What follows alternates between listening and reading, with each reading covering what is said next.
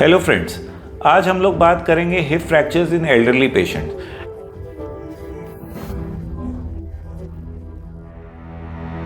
Elderly patients में hip fracture बहुत common होते हैं क्योंकि ओल्ड एज में बोन्स वीक होने की वजह से पेशेंट के गिरने पे या छोटी ट्रिवियल इंजरी पे ही पेशेंट के फ्रैक्चर्स हो जाते हैं। ये मोस्टली इंटरट्रोकैंट्रिक फ्रैक्चर या नेक फीमर फ्रैक्चर होते हैं।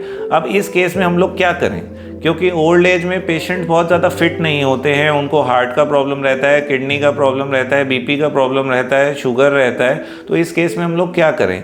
देखिए, इस एज में हम लोग पेशेंट को बेड रिडन नहीं छोड़ सकते। हमारा मेन मोटिव ये रहता है कि गिरने के नेक्स्ट डे ही हम पेशेंट को चला पाएँ। चलाने का इकलौता तरीका यही है कि सर्जरी।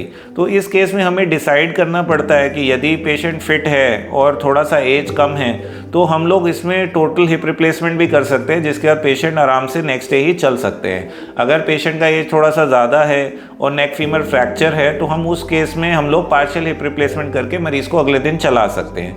और अगर मान लीजिए कि इंटरट्रोकैंट्रिक फ्रैक्चर है, ओल्ड एज है और हमें जल्दी से जल्दी मरीज़ को खड़ा करना है तो उस केस में हम लोग PFN का ऑप्शन भी ले सकते हैं, क्योंकि अगर इस एज में पेशेंट नेक्स्ट डे नहीं चलेगा तो फिर पेशेंट को बेड सोर होना या फिर DVT होना या फिर चेस्ट इन्फेक्शन पकड़ना या फिर यूरिन इन्फेक्शन पकड़ना बहुत कॉमन है।